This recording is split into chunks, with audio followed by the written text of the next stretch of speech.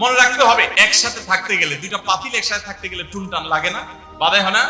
আপনার কাছে যদি কেউ এসে গাল গল্প দেয়, দেখবেন অনেকে গাল গল্প দেয়। গাল গল্প দেওয়া লোক আছে না নাই?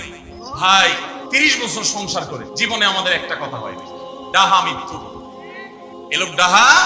আপনার 50 বছরের সংসারে কোনো বিষয় হয় না। হ্যাঁ, ঝগড়া করেন না সেটা ভিন্ন বিষয়, কিন্তু ভিন্ন মত হবে না, দ্বিমত তৈরি হবে না, নিজেদের মধ্যে ভুল বুঝাবুঝি তৈরি হবে না, একবারও হবে না জীবনে, অসম্ভব।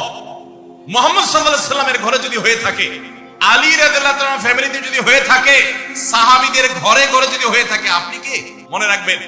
এই সমস্ত ডাহা মিথ্যা কথা শুনে আপনি চিন্তা করেন, হায় হায় রে, তাহলে আমার বউটা এত ডাইনি। আর মহিলা চিন্তা করে, আমি স্বামীটা এত অমানুষ, কত বড় ডাকাত। দেখো তার স্বামী স্ত্রী জীবনে কোনো কথা হয় না, আর আমার স্বামী ডেইলি একবার মা বাপ তুলে না গেলে গালাজ করলে তার বাটা পেটে ব্যথা জমে না। এই সমস্যাগুলো আছে না নাই?